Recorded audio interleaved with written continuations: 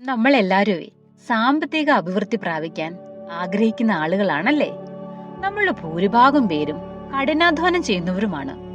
എന്നിട്ടും പലപ്പോഴും സാമ്പത്തികമായി നമ്മൾ ആഗ്രഹിച്ച നിലയിലേക്ക് എത്താൻ പറ്റുന്നില്ലല്ലേ.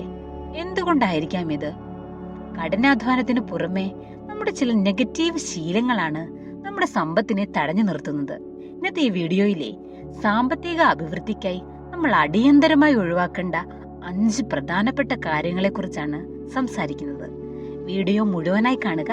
കാരണം വീഡിയോയുടെ അവസാനത്തെ ആ പോയിന്റ് ഇല്ലേ, അത് നിങ്ങളുടെ ചിന്താഗതിയെ തന്നെ മാറ്റാൻ സഹായിക്കുന്ന ഒന്നാണ്. മാനിഫെസ്റ്റ് വിത്ത് അനിയിലേക്ക് എല്ലാവർക്കും സ്വാഗതം. ആദ്യത്തെ കാര്യം എന്ന് വെച്ചാൽ പരാതി പറച്ചിൽ ഒഴിവാക്കുക എന്നതാണ്. എന്റെ കയ്യിൽ പൈസയില്ല, എനിക്ക് എപ്പോഴും നഷ്ടങ്ങളാണ് എന്നിങ്ങനെ പരാതി പറയുന്ന ഒരു സ്വഭാവം നമുക്കുണ്ടോ എന്ന് നമ്മൾ പരിശോധിക്കണം. നമ്മൾ എന്തിലാണോ ശ്രദ്ധ കേന്ദ്രീകരിക്കുന്നത് അത് നമ്മുടെ ജീവിതത്തിൽ വർദ്ധിച്ചുകൊണ്ടേയിരിക്കും. അപ്പൊ ഇല്ലായ്മകളെ കുറിച്ച് മാത്രം നമ്മൾ ചിന്തിക്കുമ്പോഴും അല്ലെ സംസാരിക്കുമ്പോഴും നമ്മൾ ദാരിദ്ര്യത്തിനെയാണ് ആകർഷിച്ചുകൊണ്ടിരിക്കുന്നത്. അതുകൊണ്ട് തന്നെ ഇന്നു മുതലേ ഇല്ല എന്ന വാക്കിന് പകരം ഉള്ള കാര്യങ്ങളിൽ നമ്മൾ നന്ദിയുള്ളവരാകാൻ ശീലിക്കുക. രണ്ടാമത്തെ പോയിന്റ് അസൂയ ഒഴിവാക്കുക എന്നതാണ്. മറ്റൊരാള് പുതിയൊരു വീട് വെക്കുമ്പോഴോ അല്ലെങ്കിൽ അദ്ദേഹം ഒരു കാറ് വാങ്ങിക്കുമ്പോഴോ നമ്മുടെ ഉള്ളിൽ ഒരു വിഷമമൊക്കെ തോന്നാറുണ്ടോ? എങ്കിൽ ഓർക്കുക, അത് നമ്മുടെ പോസിറ്റീവ് എനർജിയെ നശിപ്പിക്കുകയാണ് ചെയ്യുന്നത്. മറ്റുള്ളവരുടെ വിജയത്തിലേക്ക് സന്തോഷിക്കാൻ പഠിക്കുക. മറ്റൊരാൾക്ക് സമ്പത്തൊക്കെ ഉണ്ടാകുമ്പോൾ അത് നിങ്ങൾക്കും സാധ്യമാണ് എന്നതിന്റെ തെളിവായിട്ട് അതിനെ കാണുക. അസൂയയ്ക്ക് പകരവേ സ്വന്തം ലക്ഷ്യങ്ങളിൽ ശ്രദ്ധ കേന്ദ്രീകരിക്കുക. മൂന്നാമത്തെ കാര്യം എന്ന് വെച്ചാൽ ആലോചനയില്ലാതെ ചെലവ് ചെയ്യരുത്. എന്ന് വെച്ചാൽ ആലോചനയില്ലാത്ത ചെലവുകൾ കുറയ്ക്കുക. പലരും അനാവശ്യ സാധനങ്ങൾ വാങ്ങിക്കൂട്ടുകയും പിന്നീട് പണമില്ലാതെ വിഷമിക്കുകയൊക്കെ ചെയ്യുന്ന കാണാം അല്ലേ.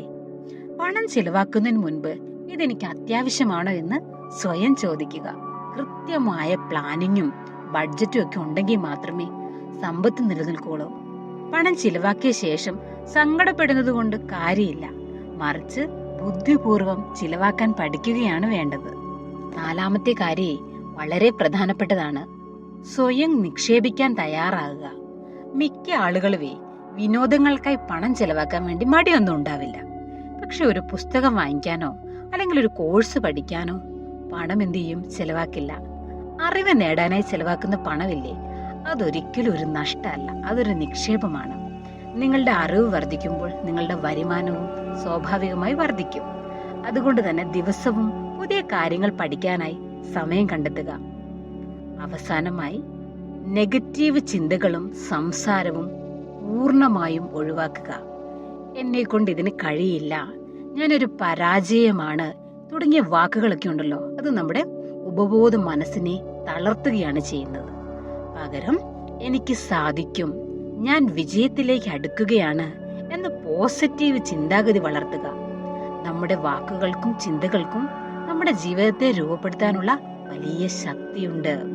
ഈ 5 കാര്യങ്ങള് നിങ്ങളുടെ ജീവിതത്തിൽ നിന്ന് ഒഴിവാക്കി നോക്കൂ. തീർച്ചയായും സമ്പത്തും വിജയവും നിങ്ങളെ തേടി വരിക തന്നെ ചെയ്യും. ഈ വീഡിയോ നിങ്ങൾക്ക് ഉപകാരപ്പെട്ടുവെങ്കിൽ ലൈക്ക് ചെയ്യാനും സുഹൃത്തുക്കൾക്ക് ഷെയർ ചെയ്യാനും മറക്കരുത്. നിങ്ങളുടെ അഭിപ്രായങ്ങൾ താഴെ കമന്റ് ചെയ്യുക. മറ്റൊരു വീഡിയോയിൽ നമുക്ക് വീണ്ടും കാണാം. Thank you.